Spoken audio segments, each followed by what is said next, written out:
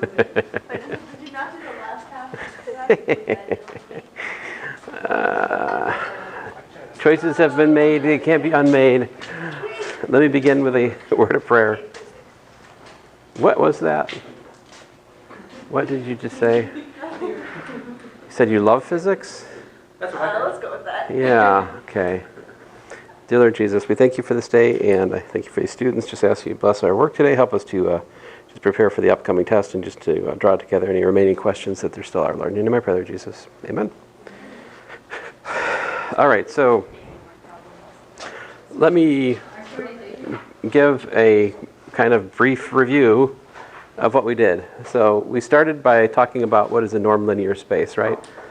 I introduced concept of a norm. We proved a bunch of theorems about how limits work for norms, right? Ultimately culminating in like the vector limit theorem, and essentially all the limit laws still make sense in the way that you'd expect. Then we introduced a differentiation. I defined the Fréchet derivative.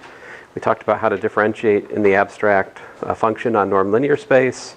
We learned that the differential is the best linear approximation to the change in the function at the point. That may or may not be implementable as just a straight matrix equation, because if we're in a norm linear space, we might be stuck with like writing things in terms of a basis or something, not in terms of a direct matrix multiplication, so we have to run up against that. We saw that we could use partial differentiation, which is directional derivatives, to weave together, do the weave, for the differential. And so that's kind of nice. Although, just because the concept of partial differentiation is straightforward, that doesn't mean it's easy. See the determinant problem. And so, but nevertheless, if we can take partial derivatives and we understand the connection, this is one of the things you should definitely have nailed down for the test, is like, how do I construct the differential from directional derivatives if I have them, right? That's something that's important. And the big theorem we learned, of course, was that if all the partial derivatives are continuously differentiable, then it implies that the differential exists and is given by that formula that relates the differential to the directional derivatives. And we've seen that play out in a number of different examples. For example, the AHA example, right? I calculated it both ways. I calculated it from the limiting principle, from the Fréchet quotient, and then I also calculated it with the partial derivatives, and I put the formula together using the matrix basis for the square function there. Let's see, what else do we do? So then we kind of specialized more to just talking about functions on Euclidean space. We introduced the Jacobian matrix. We calculated a bunch of those. So the main thing to remember is you can either calculate the Jacobian by stacking a bunch of gradient vectors transposed, right? Because the gradient vector is a column vector. Or you can just take partial derivatives with respect to the independent variable for each column of the Jacobian matrix. Them's your choices.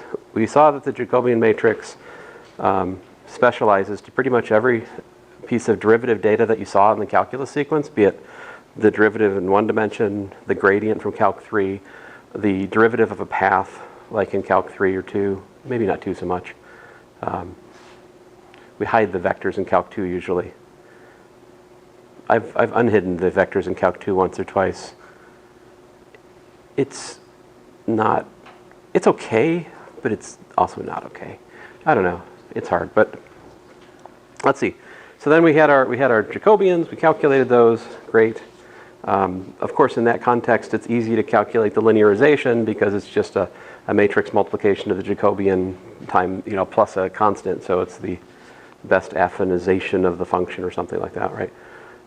Past that point, then we started looking at some of the deep theorems of multivariate calculus. In particular, we looked at the inverse function theorem, which is easy to remember.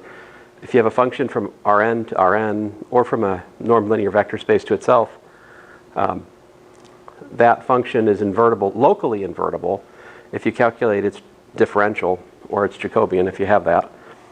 If that is an invertible matrix, which of course we could capture by like determinant of the matrix, non-zero, or alternatively, if you could show that the kernel of the matrix, the null space of the matrix was identically zero, that would show for an n by n matrix that it's invertible. Now we didn't prove that theorem for the context of norm linear spaces, but in the past that's made a nice sort of challenge level test question to try to prove that theorem using knowing that the theorem's given in Rn. Can you lift the theorem to like a norm linear vector space? That's kind of a bonus question. But anyway, so that's the invertible function theorem, locally invertible function theorem. If the Jacobian's invertible, there exists a local inverse, right? And then we talked about the implicit function theorem or implicit mapping theorem, which says that if we have, a system of possibly nonlinear equations, we can solve for a subset of the variables if the part of the Jacobian matrix that corresponds to those variables is invertible, right? So that was pretty much it. And then we talked about how another side of that is the theory of implicit differentiation, namely that as a calculational method, I taught you guys that we can take the system of possibly nonlinear equations, we take the differential of said equations, and that gives us a linear equation in the differentials. We can solve for a subset of those differentials using like multiplication by inverse matrix if it's 2 by 2, right? I don't expect you guys to know the formula for like inverse of a 3 by 3 matrix, right? I do have the formula in my notes, but anyway. So if you solve for the differentials that are the dependent variables, then that reveals the derivatives. We had some homework on that. Okay, so once we're done with that, well, then we turned the page and we started asking the question, what's the geometry? Well, trying to look at some aspects of the geometry of manifolds in Euclidean space, right? We looked at the tangent space and also the normal space to the tangent space. These are always perpendicular subspaces, which means that if you have a basis for one, you can use the theory of orthogonal complements to find a basis for the other, which just amounts to like shoving the basis in a matrix, transposing it, and calculating the null space of that. So we see that, we've seen those.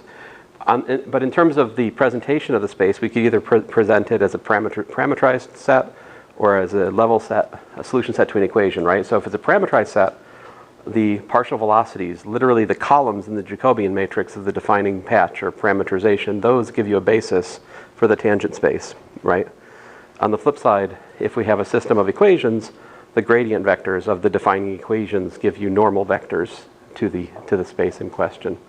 And then we talked a little bit about like how would you go back and forth between the viewpoints, right? That's a much more delicate and sort of open-ended question. Can you parameterize a given level set? That's anybody's guess, right? That's a kind of a dangerous game to put on a test. Can students do it? Can they not do it? I don't know. It depends on, well, I don't know. So to be fair, I usually put things that are similar to homework, give or take a letter. On the other hand, I try not to put literally homework on the test either because I don't want you guys just memorize stuff, right? What was the rule for here in terms of notes for the test? You get 10 pages worth of notes. That's a bad idea, Violet. I heard Violet say we get 1/10 of a page of notes for the test. You didn't say that. How about a page of notes? I think that would probably be One side. double, yeah, front and back. Yeah. So, because we have covered a fair amount of ground in here. Yeah. And then, of course, we did what? We then turned the page and we said, oh, well, hey, you can understand the theory of maximization of a constrained surface if we look at the theory of normals and look at the optimal solution. We derived the method of Lagrange multipliers, and that seemed kind of scary, but the homework I gave you guys was actually pretty easy, right? I think it was. I see some agreement, some disagreement. What I'm trying to say is the problems I worked in your homework, when I worked them, I was like, hey, this works, yay. And when I tried to work other problems, it's like, why is this not working? So I don't know. Lagrange multiplier problems always make me scared if I just work them in the wild. Really, there's no guarantee that algebra works out because you're talking about nonlinear systems of equations. But anyway, then what we do after that? After that, we started talking about variational calculus, right? And we derived the Euler-Lagrange equations, and we saw how to set those up for a variety of kind of standard examples. And then I think the thing I just skipped past was we also talked about the theory of multivariate power series and how at a critical point we can decide whether or not we've got a max, a min, or a saddle by finding the eigenvalues of the quadratic piece, right? Because that gives us a symmetric matrix, which we can find eigenvalues for. By the real spectral theorem, they have to be real. And so, and better than that, they have to be, that matrix has to be orthonormally diagonalizable, so we can actually find eigencoordinates that are found from the original Cartesian coordinates simply by actually a rotation, truth be told.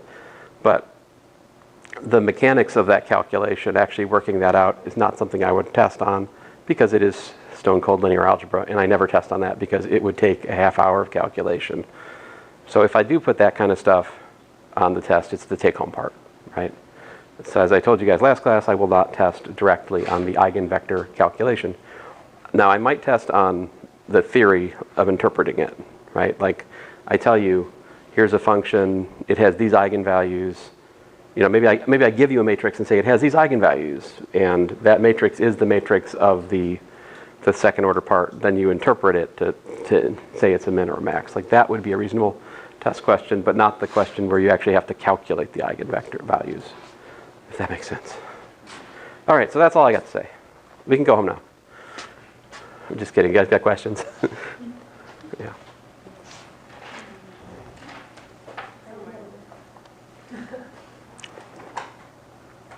Oh, for those of you who, well, any of you in my, I know Daniel was in my linear algebra last, were you in my linear? You're my linear. I would like you guys to stop and appreciate how nice problem 31 is. Isn't it? I mean, okay, so in Math 321, we had a derivation of the Cauchy-Schwarz inequality, but that derivation, I think, held for complex vector spaces. That was part of the nuance of that derivation that makes this a little bit less complicated. But to my mind, that may be the simplest way to derive Cauchy-Schwarz inequality, is that because that actually wasn't bad. It's currently not in the solution. I have a rough solution here. If you didn't get it and you want to look at it, I have this. Feel free to take a picture. I'm under the gun to finish editing a paper that I wrote 2 years ago, and so I need to like do it in the next 6 hours or something stupid. So I'm not going to get back to finishing this solution right away. I'll eventually get back to it, hopefully before your test, but anyway. But yeah, that problem 31 was actually quite pretty. I haven't thought about 32 yet. Can't you just do 32 and then prove it's a inner product space? You and my son are the same. The same question was asked to me by Daniel like 30 minutes, an hour ago, something like that. Like, yes, of course you could do problem 32 and then say, ha-ha, problem 31 subcase. Take that. Homework assignment. But the point of this was to see that problem 31 is easy to do because that's just a dot product of x minus ty dot x minus ty, and you differentiate it with respect to time. You can just use the product rule for dot products, and it's that page I'm passing around. It's not bad. Yes, and if you would like to see it prettier, you could get it from, well, ask Alexa, I guess. What's that? Uh-oh. If I did something wrong, it wouldn't be surprising. Okay, so you might be like, why are you looking at mission 4 solution? Well, the current thing I'm giving you guys is my mission 4 from yesteryear. So this is from, a previous happening of advanced calculus, and it's got these problems. Some of which are very much the same as your problems. Other ones are not quite the same. Believe it or not, the advanced calculus you're currently experiencing is not as draconian as the advanced calculus of years gone by. I have asked 30-40% more homework problems, with the bonus kind of things not being bonus but being part of the actual homework sets. So, yeah, believe it or not, this is much more mellow. Yeah, I know. Well, yeah, you've experienced the most insane course I ever taught here, but manifolds by not by a close margin either. Why I say complex analysis, manifold theory, that was insane. Yeah, that was insane. That was quite insane. But this particular year, I was tinkering with Keith Conrad's a mathematician from University of Connecticut. He's got these things called blurbs. He's got something like 100 expository articles on his website, and they're all gold, just gold. So he has things like how to derive this by differentiation under the integral and stuff. It's really cool. Anyway, that's not what I'm testing you on, and it's kind of irrelevant, so I'll stop talking about that. Do you guys have a question? Let me. Could you work the cone one? I can look at the solution to the cone one, 66 here. If by work you mean look at this, yes. Not on your website, is it? No. I think so. But I don't know. I may. It's on YouTube. Yeah, that's. Well, I mean, the truth is, if you think about this, and I shouldn't explain this to you actually, but no, I'm not going to explain it. There's an obvious strategy to find solutions from yesteryear. But look at his review from less than 30 or whatever. Yes, obvious. That's yes. Okay, because I pretty much always do this before the test. So if you just go look at previous courses, you can find all the things I haven't posted because I did take videos of them. But I don't really worry about this because, you know, modulo like a Ellie Mosher, nobody's going to do it. But you, those of you who know Ellie, she'd do it, I believe. Am I wrong? No, she would. No, she would, yeah. So, all right, so we start with this is the metric, if you will, the arc length, the infinitesimal arc length for the spherical coordinate system. So it ends up being d rho squared plus rho squared d phi squared plus rho squared sine squared phi d theta squared. I think this is for math. This is for math sphericals. Beware, there are at least two different versions of spherical coordinates running around, which both use theta and phi, but they use them in the opposite way. This is the nature. Math uses theta, where physics uses phi, and vice versa. And there are other versions which take phi to be 0 on the xy plane and let it raise up to 90 degrees at the poles and minus 90 degrees at the south pole. Yeah, that's actually pretty nice. This one, I think it'll use that. What's this that? one is like X, Y, Z, and the code's like that. Yeah, this is the z cone. Okay. So this is with math sphericals. The usual thing, rho equals to, let me take the mystery out of it.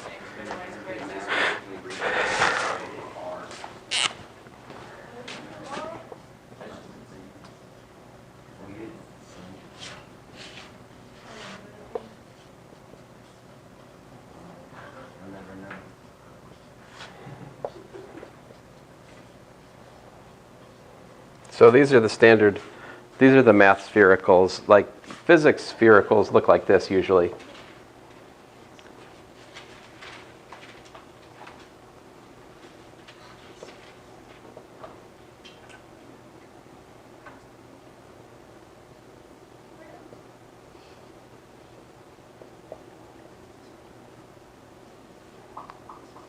So this is physics typically.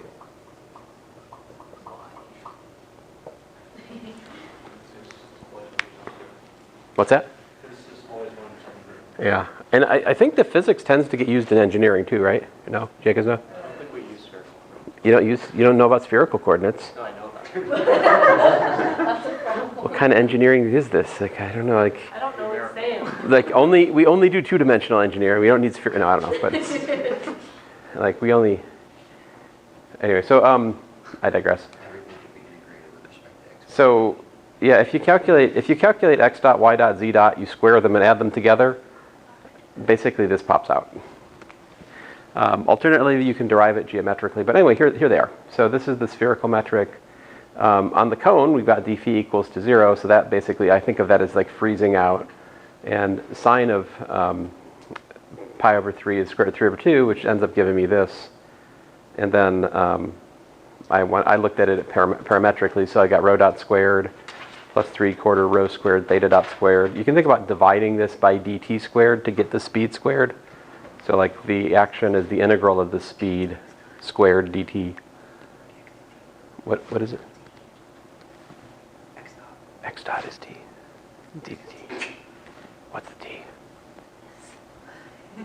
Why are we whispering? Okay. But yeah, so the other Lagrange equation for rho gives us this.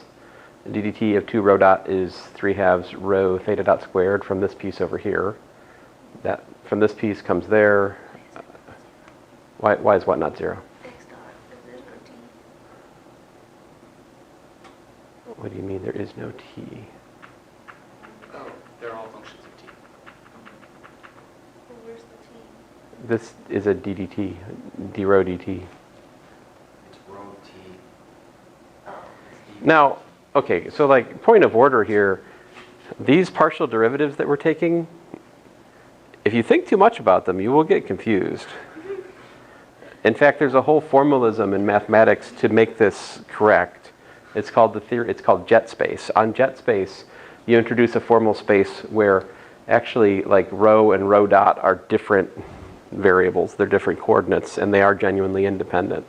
And then you have to think about how that projects down to physical space, and there's, if you lift a curve in, physical space up to the jet space, it's the whole thing. But that's not this course. So it is. I don't think that's in Lee's book. No, that's. Either Lee, John Lee, I don't know if it's in Jeff Lee or. That's a good question. jet space. Can't remember jet space. I don't know. I'm not sure where that is, honestly. I'd have to look. Jeff Lee. My advisor has written many papers on this stuff, so I kind of know a little bit. But now this one is 0 because there's no theta dependence, right? There's only theta dot dependence, and those are independent. And so there you go. Does this answer your question, Sam? Or? Now, if you're looking for me to get to the point of deriving it in some way which is geometrically lucid, I don't think I get to that. I don't think I get to the point of, hey, this is obviously a line that, Oh, I thought we were supposed to do that. that would be the best solution, yeah. I'm not sure I have the best solution. I got something in terms of arc cinch. Whoa. Well, arc cinch, you say. Looks like plus or minus the square root of a constant times 3 times another constant divided by rho squared. Okay, so I gave up on that. And I mean, so basically I was like, well, that's not going anywhere. So instead, I decided to do it without time. So the other trick you can do is to use one of the coordinates as a parameter, which is, no dots. And so dividing by d theta, I get ds d theta squared is, d rho d theta squared plus 3/4 rho squared. So this makes my Lagrangian look like so. And in this case, this is my rho equation. There is no theta equation because basically we've used theta as t. All right. So this is good. This will give you a differential equation which will give you, radius as a function of theta, which might get you more directly to a geometric solution that you're looking for, perhaps. I think I've warned you guys, these equations are generally speaking kind of an art form to solve. Like I warned you, the Oh, there it is. oh, is that what you're looking? Is that what you got? Or No, it's mathematics. oh, It's in 5. yeah. So this is a rho prime prime minus 3/4 rho. So that's a Koch cinch with square root of 3/2 arguments. How are you supposed to know that unless you're taking differential equations? Everybody knows this. I don't. Yeah, I learned this in high school.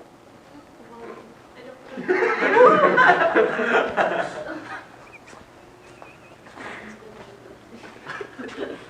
don't. Did I say? I did not. I did not say that solving the geodesic equations was in the required part of this course. Like I try to solve them sometimes.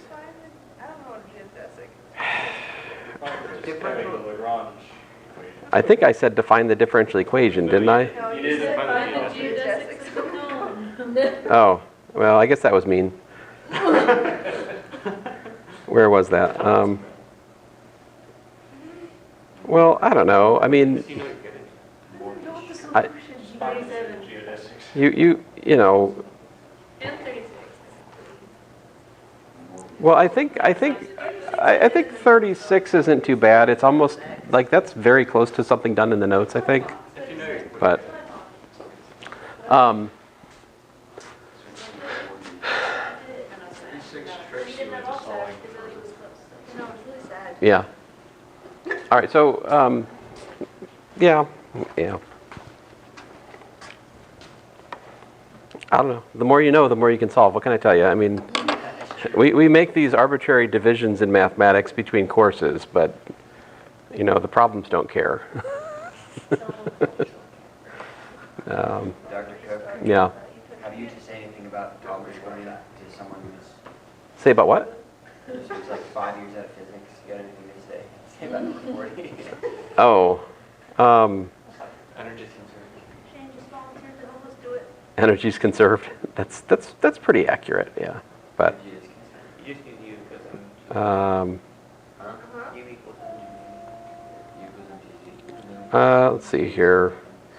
Well, unfortunately, I will eventually post solutions, but I'm not ready yet at the moment to talk about that. I'm sorry. But we should go back to earlier missions. So this one Simpler times. that doesn't have any of this in the second half. And I Not simpler. If we Mission one's definitely not Mission simpler. 4 and 5 are very simple. comparatively.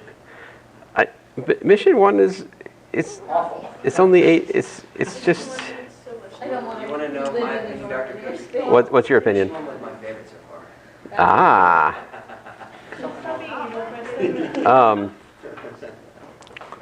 Let's see here. There are things in Mission 1 which weren't, I mean, problem 1 is not a great way to start the course. So I'm sorry about that. That's true, yeah. But if we can look past that. Problem 2, I have asked on many an exam. So like, it would be good for you to know how to prove that the linear, like a linear map is continuous. This is by no means the only argument. Like, what you should do, suppose you have a linear map, say from like Rn to Rm, and just try to prove that it's continuous. Just like, do it. That's the. Some of these people are in real analysis right now. So what I mean, what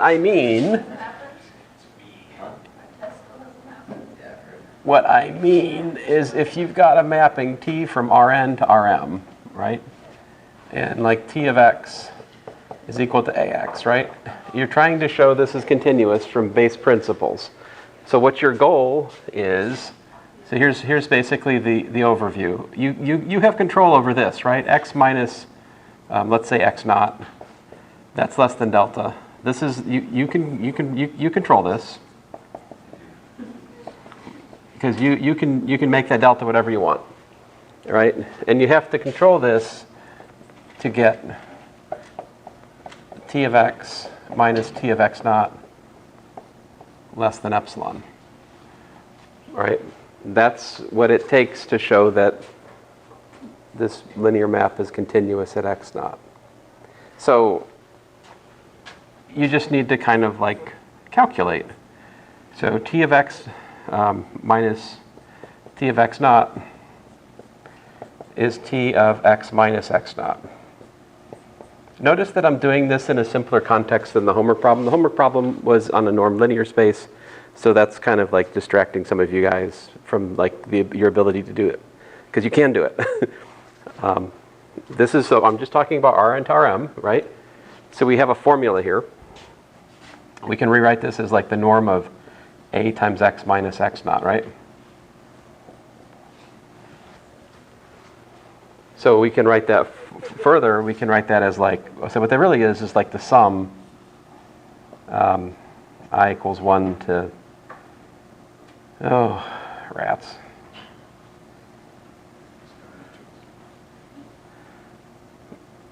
Yeah, my energy is waning all of a sudden. All right, so norm of the sum I equals 1, rats, 1 to n.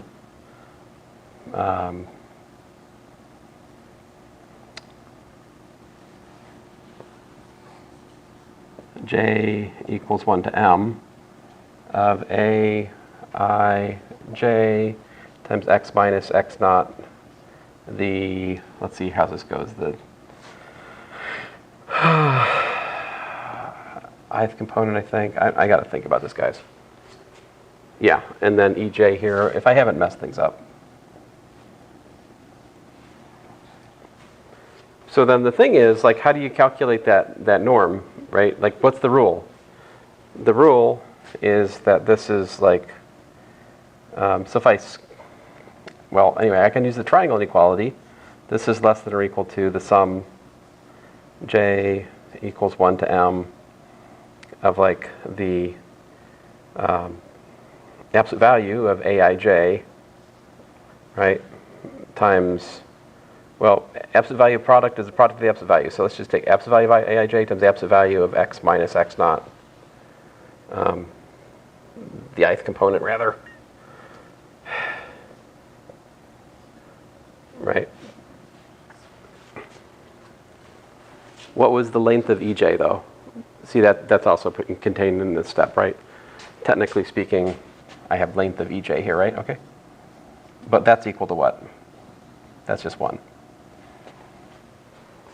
Now, because we're working in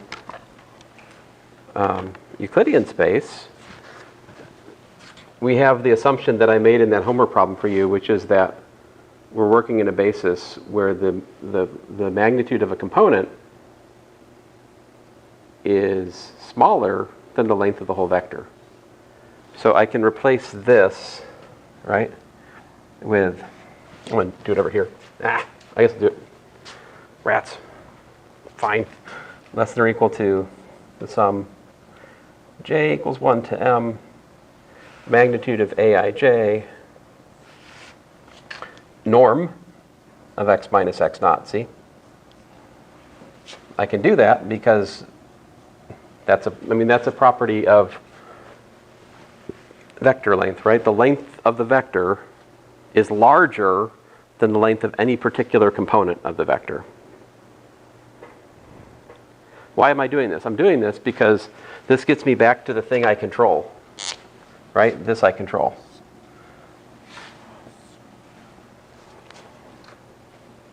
So then, what do you need to do to make this thing bend to your will? But aij is a variable. But you got the right idea. Let's think about this. Absolute value of aij. Is this less than or equal to m?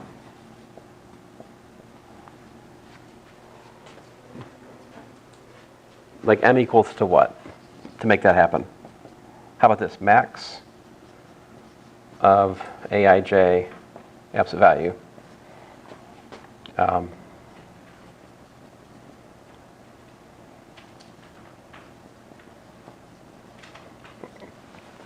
In other words, let m be the maximum component for the matrix. If I do that, I can get rid of aij. I can replace it with an m, right?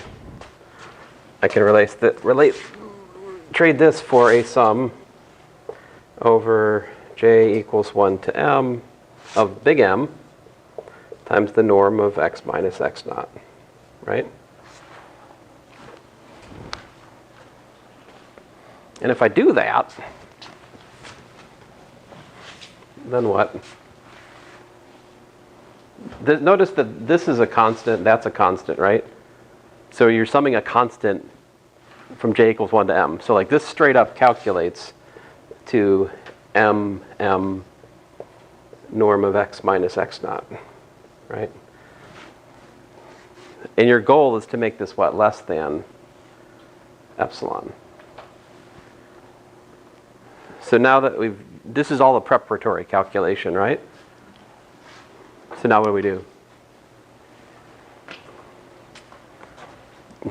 Did I hear cry? Surely not. So choose delta equals to what? 1 over m. Epsilon over mm? That. Yeah. That'll do it. Now, what's the one gap in this argument?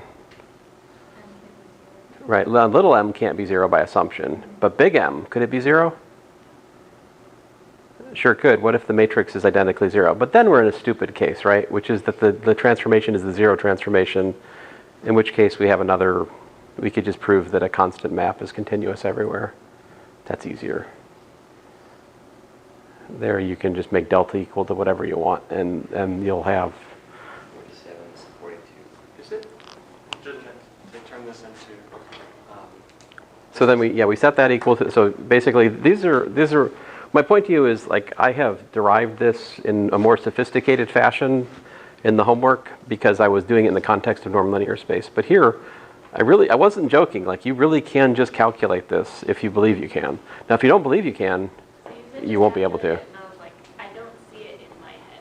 And you put it on the board and I'm like, that makes sense, but I can't just calculate it in my head. Fair enough, fair enough. is it legitimate to prove linearity in components and that implies it for the states? Or for continuity in components? Because it's linear in each component. Well, I mean, if we're going to go down that path, we have the vector limit theorem, and then we have that, like the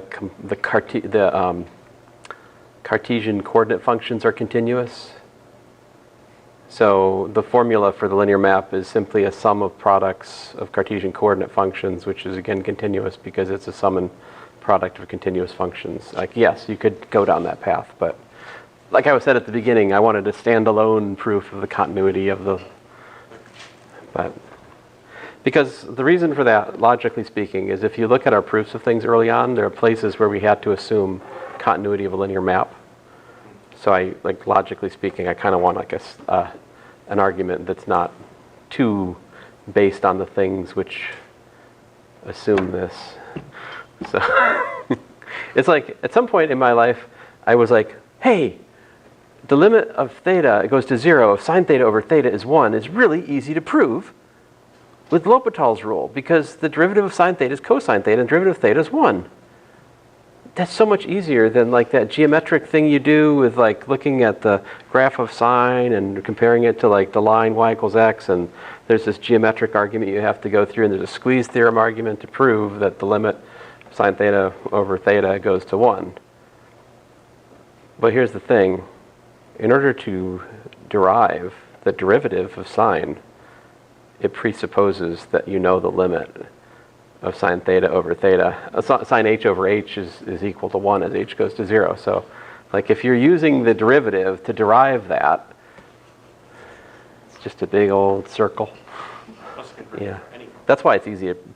Circular arguments are usually easy. In my experience, I have some. But yes, admittedly, homework 1 was more uglified. However, there is a saving grace in homework 1 which makes reasonable test questions, which is stuff like this. Like, here's a formula, show that it's a inner product. So for us here, inner products are real inner products, which just means you need to check what? It's bilinear, and it's symmetric, and it's what? Positive definite. So if you can check those 3 things, then you've got the inner product. And so here, I'm hoping that the homework has touched on all the things that you might not have known about before, like trace. I know some of you guys did not see trace before this homework, probably. So my intention there, generally point of order, is like if you see something in the homework you don't know what it is, come ask me about it. But I know it's kind of like too late to tell you that, but it was always the case. But anyway, what it is. By linear, like we have to have linearity in both slots, right? Like this one has inputs A and B, so it has to be linear in A, it has to be linear in B, and we have to have that A to AB is equal to A to BA, and we also need that A to AA is only equal to 0 if A is equal to 0, and otherwise is non-negative. Down here, this business. So like A to AA it's nothing more than the sum of the squares of the components. So of course this is non-negative, and it's only 0 if every single stupid component's 0, right? The only way you can have a sum of squares being 0 is if all of them are 0. So it's kind of always that once you get past the formulas, I mean,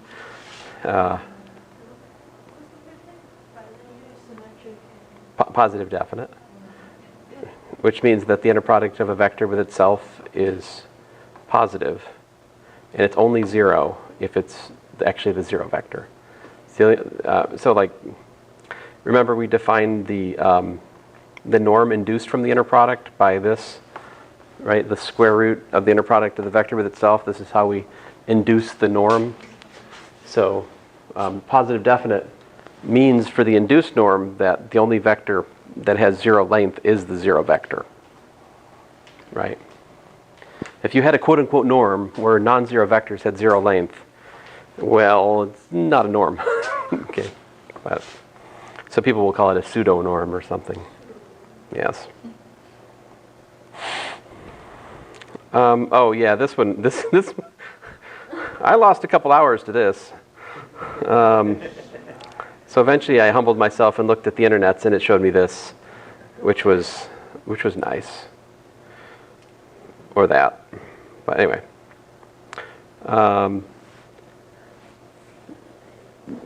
Don't make the stuff I've said about topology more complicated than it is. We have a couple just basic results to work with. One is that a continuous map is one that has the inverse image of an open set is open. Corollary to that, the inverse image of a closed set is closed. So, and the primary mover and shaker in this story is the determinant map, which is a mapping from matrices to the real numbers. So which subsets of the, and we're talking about the topology, the usual topology, the so-called metric topology. So like open sets are open. A set just containing a number, a singleton, is a closed set. Closed intervals are closed sets. Anyway, so I think if you look at it, we've had about like 3 different examples. We've proved SLN is a closed subset. We proved that the invertible matrices are an open subset. And maybe I did the orthogonal one somewhere. I don't know. But let me shut up. Did you guys have any questions? Let me move on here.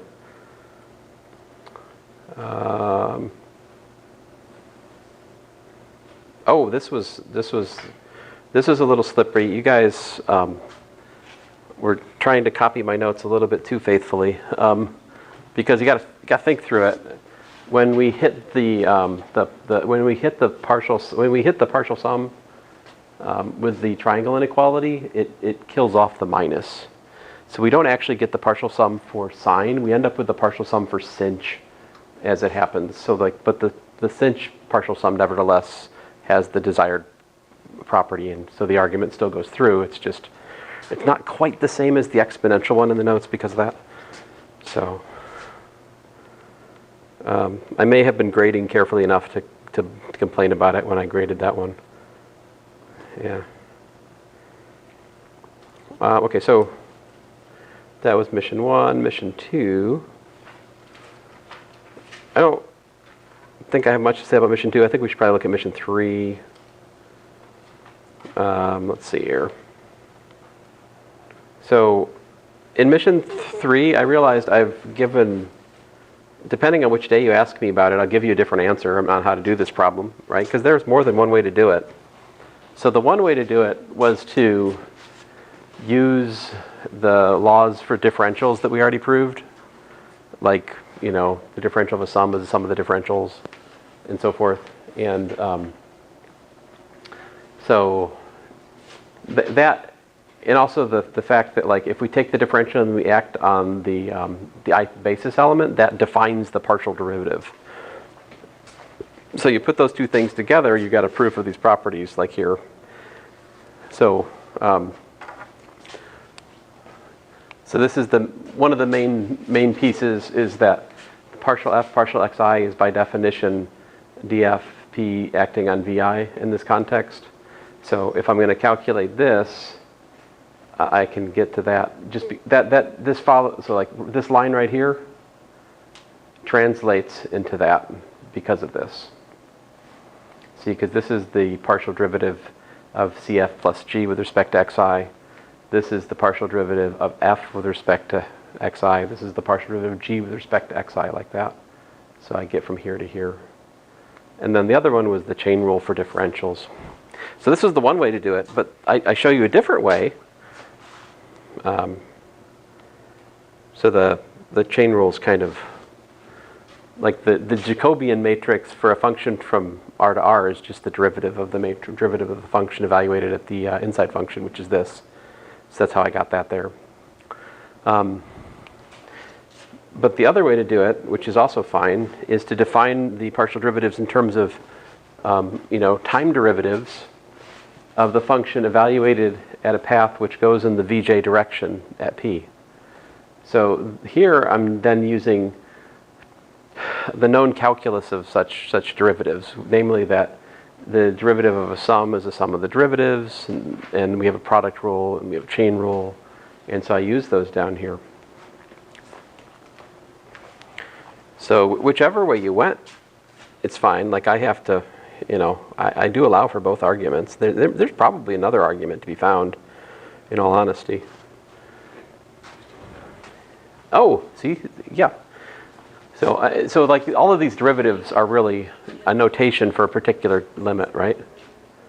So, yeah. But anyway. It should be in the CSAM for a new solution. CSAM for alternate solution. All right. At least 2 errors. Let's see here. So for the product rule, there's a few different ways to go. Again, you could use the Uber product rule that I had for differentials, which looks like this, and then it pops out immediately. Or you could use the product rule for what it is. You don't like that I've called it the Uber product rule? No, I find it funny that you proved the product rule using the product rule. Ah, well that's the point of the Uber product rule, is that all the other product rules flow from it. And if you study the proof of the Uber product rule, at the base of it all is simply the product rule in calculus 1. So it's all that, all the way down. It's always that. Oh, yeah. So this, yeah. I see you guys tried, and I think some of you understood, and some of you wrote things. But I didn't take points off because, this is like, I wanted you to try to think about the notation. So like it is very. I'm not saying that you guys are wrong. I'm just saying I'm not sure. I'm just not sure. But the idea is fairly simple. Is that we have this product notation, and so we can write the product notation is defined recursively. Really, like this is the m plus 1th product is the n plus 1th term times the mth product. And then I can use the ordinary product rule to get this. And then, inspired by Sam, I did induction. I think it was you, yeah. I was like, hey, I should try that. So I did induction to get this goes to that. And then I had to think about it for a second. But if you look at this, you can understand that this is really the m plus 1th product. But it does take a second to kind of tilt your head and squint to see it, but it's there. You did this immediately. And anyway, so there's that. Now, admittedly, I'm sorry that I burdened you guys with what it's been, but sorry, I can't help myself. But I had original problem state. I had these indices on it, which was very vexing to certain people, mostly Sam, but understandably. Because I could have just numbered them 1, 2, 3, 4, m and give you the same problem, which is the one I solved up here, which was easier.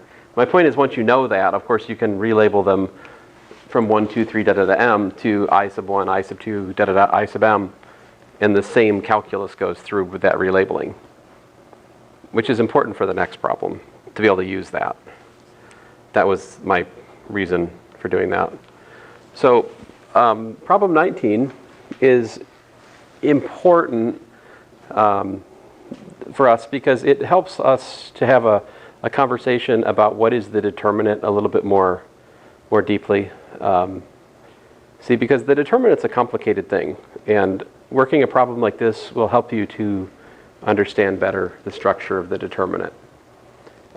So my ultimate goal here, guys, is to derive Laplace's expansion by minors as simply like the linearization of the determinant along a row or a column. Because if I fix all of the rows and columns in the matrix except for one, and I calculate the determinant of that, that's a linear map from Rn to R.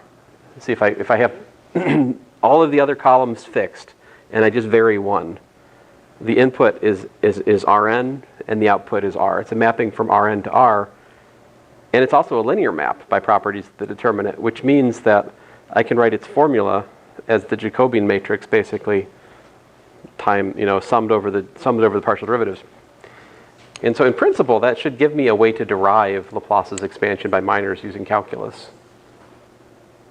But the devil's in the details, and the details are devilish. But here they are. So these, actually, I kind of like these calculations. These calculations are kind of fun. That one wasn't too bad. And then n equals to 3. It's a little bit, I heard that yuck. Say yuck. So, yeah, I mean, it's kind of neat. So, like, the partial derivative with respect to the whatever component, and then ends up giving you the sign factor based on the, like, where you are, -1 to the 1 plus 1, or -1 to the 1 plus 2, as it happens. And then you get the determinant of the rest of the matrix with, like, the first row and the second column crossed out, you know? So this is one of the minors, right? And then I tried, guys. I tried to do it. So just, I'm saying, hey, here, this is the pattern that I saw. I can write the determinant A like this or that. And I'm not saying that the homework problem really told you to do all this. This is me exploring, okay, guys? So, like, yeah. Once you told me what I was supposed to start doing. Yeah. I really just wanted you guys to differentiate enough to see what was involved. I think we've all accomplished that from what I read. And so here's the derivative of the n by n matrix with the full formula. And so really what I'm up against is a product j equals 1 to n of that, right? Which brings me back to the previous problem where we derived how to do that, which was this.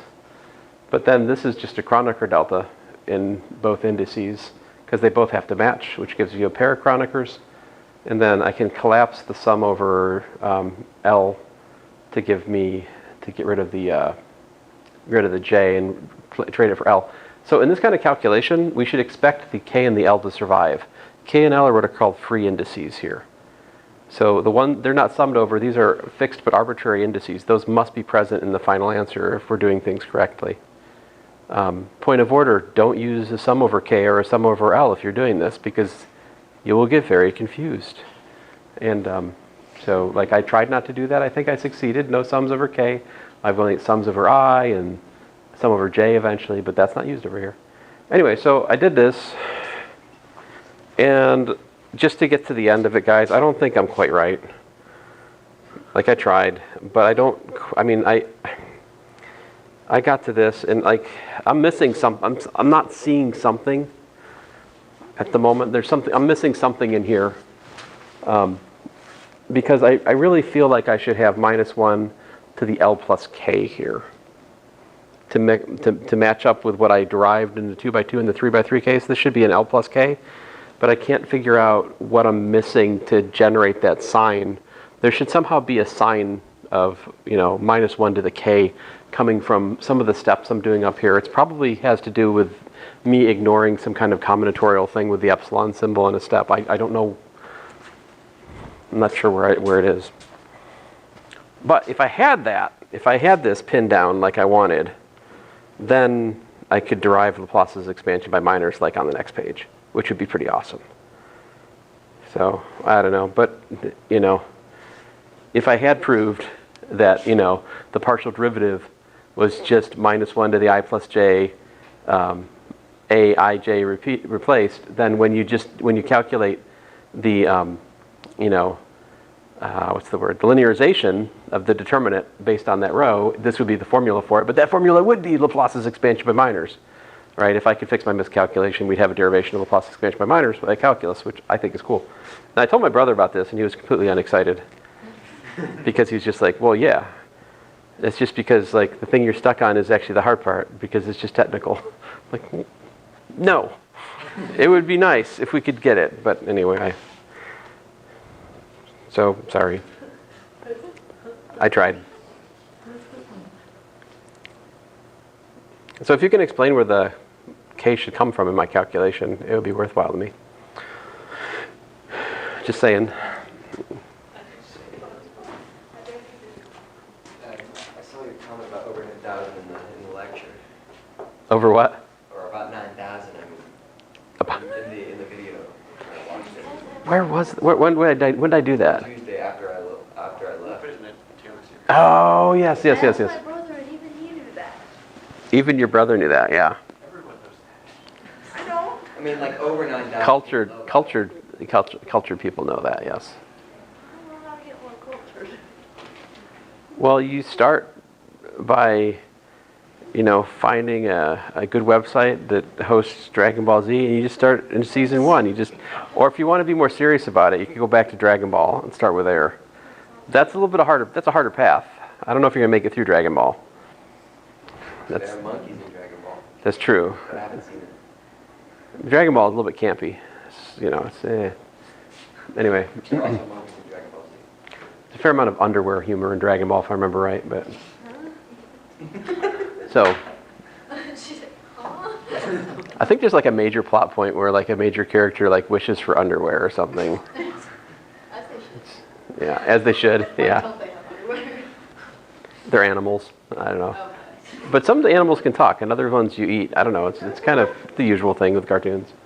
But so do you guys have any questions like about this stuff? There's really 2 radically different ways to go here. The one is just to fix in your mind, these are the independent variables. So partial derivatives of independent variables with respect to one another are 0. Partial derivatives of dependent variables with respect to independent variables can't go away. They can only change form as dictated by the equations. So I like solution number 2, which was I take the differential of that. And so like solution 1, I would say is Calc 3 style. Solution 2 is more like this course.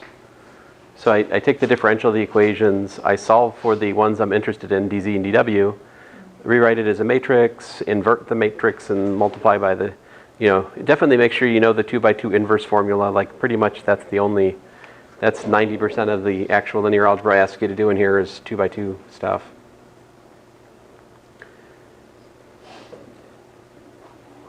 Same thing with like problem 21. To solve a and b as functions of x and y, you just need to like rewrite it, see it for what it is, and multiply by the inverse matrix. And there's the exciting formulas right there that I got. Yay. And let's see here, what else? If I wanted to solve for a and b, I need the ab. Excuse me, what's going on here? I need the XA columns, that submatrix of the Jacobian to be invertible. So I need that. If I wanted to solve for a and y as functions of b and x, I need the AY columns in the Jacobian to be invertible. So we can calculate the determinant, get that. For x and y, we look at the XY columns. We get, all right, this problem's kind of boring.